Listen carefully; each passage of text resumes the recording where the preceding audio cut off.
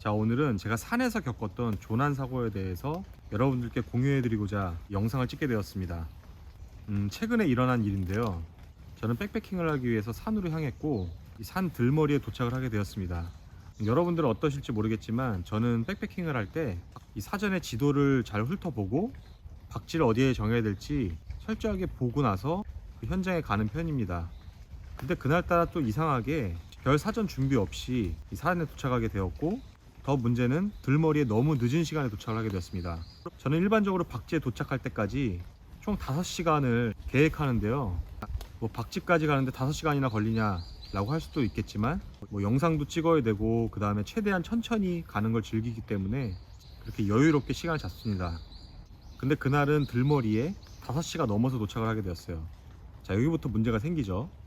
5시에 도착을 했다는 것 자체가 이 너무 늦은 시간에 출발을 시작한 건데, 아니나 다를까 해가 지는 일몰이 시작되었고 의도치 않게 야간 산행을 하기 시작되었습니다.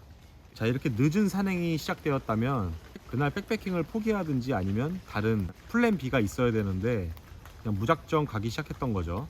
그 산이 높은 산은 아니었지만 산 대부분이 암릉으로 이루어졌었고 이 업다운이 굉장히 심한 산이었습니다. 그래서 산을 오르는 중간에 적당한 자리가 있으면은 그 장소에서 1박을 할 계획이었지만 이상하리만치 사람 한 명 누울 자리가 거의 없었습니다. 그래서 우격다짐으로 거의 정상까지 올라갔는데 마침 데크가 나타나더라고요.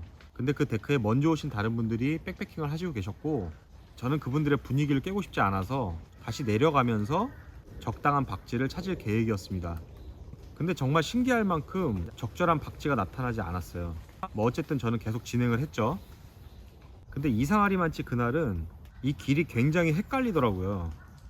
이 길이 맞는가 싶어서 계속 내려가면 절벽이 나오고, 다시 되돌아와서 또 옆으로 가보면 그곳에 또 절벽이 있고, 이런 과정을 계속 반복했습니다. 무려 2시간 정도요. 나름 저도 산 경험이 많고 백패킹 경험도 굉장히 많은데 참 드문 경험을 한 거죠. 그런데 제가 여러분들보다 조금 더 낫다고 할 수 있는 부분은 뭐냐면, 저는 이런 상황을 빨리 캐치를 해서 이게 잘못하면 조난 상황으로 이어질 수 있겠다, 이런 감이 굉장히 빨리 옵니다. 이렇게 느낌이 좋지 않아서 그날은 박지를 찾는 게 우선이 아니라 집으로 귀가하는 것이 더 중요하겠다 생각이 들었죠. 근데 좀 내려가다 보면은 또 그곳에서 계속 맴맴 돌고, 또 내려가다 보면은 또 그곳 주변에서 계속 맴맴 돌고, 이런 반복이 계속 되다 보니까 어느덧 체력이 굉장히 바닥이 났습니다. 그리고 잘 아시겠지만 우리나라 산이 대부분 화강암으로 이루어졌잖아요. 그 바위에 잔 모래들이 있다 보니 굉장히 미끄럽더라고요. 그때도 이 등산화를 신고 있었는데 이 등산화가 접지력이 굉장히 좋은 편입니다만 그래도 계속 미끄러졌어요. 결국은 암릉 부위에서 넘어져서 여러 군데 상처도 나고 가방도 찢어지고, 그리고 이 부위에 타박상도 입었습니다. 자칫 다른 쪽으로 떨어졌으면 큰 실족 사고로 이어질 수 있었겠죠. 아무래도 경험이 많지 않은 분들이 저와 같은 상황을 겪게 되신다면 굉장히 긴장하시고 당황하실 것이 불보듯 뻔합니다. 자, 저는 이제 생각을 많이 했죠. 자, 이때 결정해야 될 것이 이 자리에 멈춰서 날이 밝아질 때까지 버틸 것인가, 아니면 119에 구조 신고를 할 것인가, 아니면 계속 진행해서 밑으로 내려가실 것인가, 이걸 빠르게 판단을 해야 됩니다. 일단은 잘 되진 않겠지만 평정심을 찾고 진정하는 게 가장 중요합니다. 저는 이런 상황을 여러 번 겪어봤기 때문에 이러한 판단이 조금 더 빠르다고 볼 수 있습니다. 일단 무거운 배낭을 내려놓고요. 그날 배낭의 무게가 15kg 정도 됐었는데 산을 7시간 이상 타다 보니까 체력이 굉장히 떨어졌었고요. 그래서 일단 배낭을 내려놓기로 결심을 했습니다. 이 헤드랜턴을 켜도 주변이 너무 어두웠고 이 암릉으로 이뤄진 부분이 다 거기서 거기 같았기 때문에 이 방향을 찾기가 굉장히 쉽지가 않더라고요. 심지어 그 산이 많이 알려진 산이 아니다 보니까 등산로가 정비가 잘 안 돼 있었어요. 자, 여러분도 이런 상황을 겪으신다면 일단 그 자리에서 멈추시고 무거운 배낭을 내려놓으시기 바랍니다. 그리고 나서 준비해간 행동식과 밥을 먹고 따뜻하게 차를 한 잔 마셨습니다. 일단 마음의 진정이 좀 된 상태였고요. 내가 있는 위치를 기반으로 조금씩 탐색을 하기 시작했습니다. 조금 가봤다가 다시 원위치로 돌아오고, 조금 가봤다가 다시 원위치로 돌아오고, 이때 제일 중요한 것이 내가 가방을 내려놓은 지점, 그러니까 시작 포인트가 어디였는지 잊지 않는 것이 정말 중요합니다. 그렇게 조금은 가벼운 몸으로 주변을 탐색하다 보니까 다시 길이 좀 보이더라고요. 자, 물론 최악의 상황이었으면 119에 구조 신고를 할 수 있었겠지만 아직까지도 우리나라 산은 핸드폰이 터지지 않는 위치가 많습니다. 이러한 경우에는 정말 멘탈이 나가서 판단이 제대로 서지가 않습니다. 뭐 말로는 그럴 때일수록 침착해야 된다라고 계속 말할 수 있겠지만 일반인들이 그게 쉽지가 않죠. 그럼에도 불구하고 할 수 있는 말은 최대한 침착하라입니다. 자, 만약에 여러분들이 이러한 상황을 겪었다면, 그리고 그 지역이 핸드폰이 터지지 않는 곳이었다면 여러분들은 어떻게 대처할 수 있었을까요? 지금같이 춥지 않은 날씨는 뭐 특별한 보온 도구가 없어도 하루 정도는 버틸 수 있었겠지만, 이 날씨가 가을이나 겨울이었다면, 또 긴장 상태가 계속 지속이 되었다면 저 역시도 그 상황에서 어떻게 했을지 장담은 못합니다. 물론 저는 그 상황에서 침낭, 그리고 비비세, 그리고 화기 도구가 있었습니다. 아주 긴박한 상황이었으면 그 자리에서 해가 뜰 때까지 비박을 했겠죠. 자, 여러분들도 그러한 상황에 대비해서 기본적인 보온 도구는 반드시 챙기셔야 됩니다. 하다못해 이런 싸구려 타프나 은박 담요라도 있어야 된다는 말입니다. 자, 우리가 등산을 많이 하면서 알바했다는 표현을 자주 씁니다. 사실은 그 알바가 조난 상황이라고 볼 수 있습니다. 조난 상황은 내가 의도치 않게 길을 잃어서 매우 오랜 시간 동안 그 지역을 벗어나지 못하고 그로 인해서 체력이 소진되는 경우, 그리고 미끄러지거나 떨어져서 실족을 당하는 경우, 또는 갑자기 저체온증이 오는 경우 등등 조난 사고는 굉장히 많습니다. 우리나라에서 3년간 33,000건 이상의 조난 사고가 발생을 했는데요. 이게 하루로 따지면 일 30건 이상이 됩니다. 굉장히 많은 횟수죠. 하지만 우리 대부분은 나는 아니겠지라는 생각에 등산 혹은 아웃도어를 할 때 그 적절한 도구들을 챙기지 않는 경우가 대부분입니다. 저처럼 조난을 직접 겪어봤거나 위험 상황을 당해본 분들은 당연히 도구를 잘 챙깁니다. 그리고 도구가 정말 중요한 점이 뭐냐면, 만일 한겨울에 여러분이 등산이나 백패킹을 할 때 의도치 않게 조난을 당해서 119에 신고를 했습니다. 근데 다행히 핸드폰이 터져요. 하지만 그럼에도 불구하고 구조대가 여러분들이 있는 곳까지 오는 데는 꽤 많은 시간이 걸립니다. 당연히 여러분이 계신 위치에 따라 다르겠지만 정말 진입이 쉽지 않은 곳에 있다면 구조대가 여러분들에게 올 때까지 여러분은 못 버틸 수도 있습니다.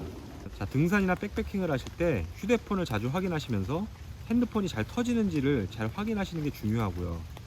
핸드폰이 터진다면은 그 위치에서 사진 한 장을 찍어서 지인분들에게 보내주시는 게 좋습니다. 자, 사진에는 GPS에 등록된 위치가 함께 사진에 포함이 되어 있기 때문에 지인분들이 여러분들이 연락이 안 될 때 119에 신고를 하면 여러분들의 위치를 빠르게 찾을 수 있기 때문이죠. 배터리가 만약에 방전이 되거나 휴대폰이 터지지 않게 된다면 여러분들은 그 지역을 크게 벗어나시면 절대 안 됩니다. 여러분들의 지인이 여러분을 119에 구조 요청을 하면 구조대는 여러분들의 휴대폰을 조회하게 되는데요. 마지막으로 휴대폰이 접속된 지역이 2km 반경을 확인하게 됩니다. 2km가 작으면 작을 수 있겠지만 이 산속에서는 굉장히 크게 느껴질 수 있습니다. 그렇기 때문에 많이 벗어나면 안 된다는 얘기입니다. 그리고 조난당하는 경우를 보면 원래 목적지에서 크게 벗어나 있지 않습니다. 쉽게 말해서 그 지역을 삥삥 도는 거죠. 자, 이제 정리를 좀 해보겠습니다. 첫 번째, 백패킹이든 등산이든 그날에 필요한 도구들을 최대한 갖춰라. 이게 가장 중요합니다. 그 안에는 보온용품과 보조 배터리, 그리고 정말 비상시에 쓸 화기 도구가 있어야겠죠. 두 번째는 길을 잃었거나 느낌이 좀 좋지 않을 때는 일단 그 자리에서 멈춰라입니다. 멈춰서 배낭을 내려놓고 만약 갖고 있는 음식이 있다면 음식을 섭취하고 따뜻하게 물을 마시고, 그러면서 최대한 안정을 취할 필요가 있습니다. 그리고 나서 움직여도 늦지 않습니다. 자, 가장 중요한 겁니다. 철저하게 그날의 등반 계획을 세워라입니다. 내가 가려는 박지까지는 대략 얼마나 걸리는지, 그리고 이 산은 대략적으로 어떤 산으로 이루어져 있는지, 바위가 많은지 완만한 능선이 많은지, 이런 정보들은 구글이나 네이버를 통해서 충분히 찾아볼 수 있기 때문에 어렵지 않다고 생각됩니다. 그렇지 않은 산들은 가급적이면은 가지 않는 게 맞고요. 우리가 아웃도어라는 취미를 활동하는데 목숨을 걸 필요는 없지 않습니까?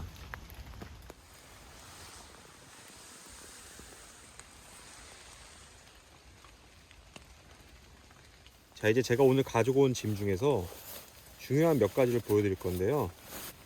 자, 첫 번째로 이렇게 보조 배터리. 보조 배터리는 반드시 필요합니다. 자, 보조 배터리는 최소 2만 이상의 대용량을 갖고 다니시는 것을 추천드리고요.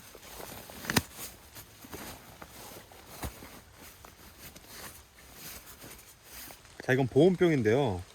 저는 스토브나 가스를 갖고 다니지만 그걸로 음식을 먹기 위해서 갖고 다니는 게 아닙니다. 비상시를 대비해서 갖고 다니는 거죠. 내 목숨이 위태로운 상황에서 그걸 쓴다고 해서 뭐라고 할 사람은 없습니다. 그걸로 요리를 해 먹거나 고기를 구워 먹거나 그래서는 안 된다는 것이죠. 저는 이렇게 따뜻한 물이 들어있는 보온병과 도시락은 반드시 갖고 다닙니다. 자, 여기에는 조명 도구들이 들어있습니다. 날씨가 좀 추워지면 이 헤드랜턴도 배터리가 빨리 소진이 되기 때문에 이렇게 여분의 후레쉬, 그리고 추가적인 헤드랜턴,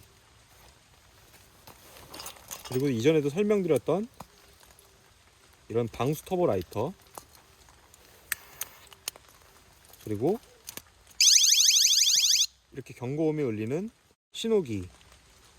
자, 물론 여기도 이렇게 후레쉬가 됩니다. 그리고 내 위치를 알릴 수 있는 이런 휘슬. 여기에 덧붙여서 최악의 경우엔 불을 붙여야 되기 때문에 이런 파이어 스틸,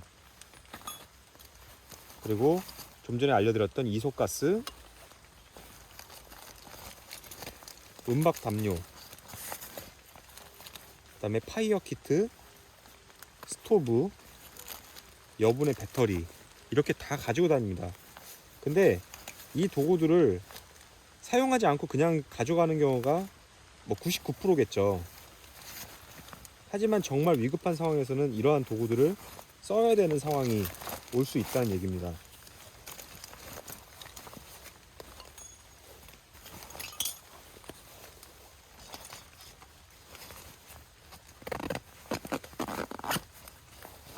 자, 그리고 픽스드 나이프가 있어요. 나이프는 크게 사용할 일이 없긴 하지만 반드시 이 나이프가 도움이 되는 상황이 옵니다. 그래서 꼭 가지고 다니고요. 자, 이렇게 평정심을 찾기 위해서 라디오도 가지고 다닙니다. 이 라디오는 얼마 되지 않는 단파 라디오인데 이렇게 위급한 상황에서는 이 라디오를 통해서 심신의 안정을 취할 수 있겠죠. 이 단파 라디오에 대해서는 다음에 한번 기회가 되면 설명드리도록 하겠습니다. 자, 그리고 이렇게 생수가 있고요. 여기에는 각종 음식들이 있습니다. 이 안에는 칼로리가 높은 음식들이 대부분인데요. 뭐 이런 육포가 있어요. 그리고 이런 칼로리가 높은 초코바, 커피도 있을 수 있겠고요. 여기 있는 음식들만 해도 뭐 최소 3일 이상은 충분히 버팁니다.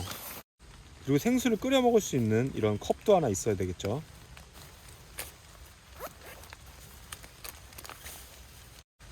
자, 이렇게 보온병에 준비해간 따뜻한 물을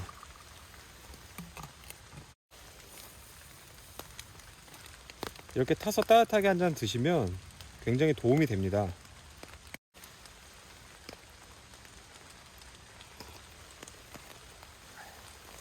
그리고 지금처럼 비가 온 날을 대비해서 레인 커버 하나씩 가지고 다니실 텐데요. 일전에도 알려드렸듯이 이렇게 색깔이 튀는 레인 커버를 갖고 다니는 것이 굉장히 도움이 됩니다.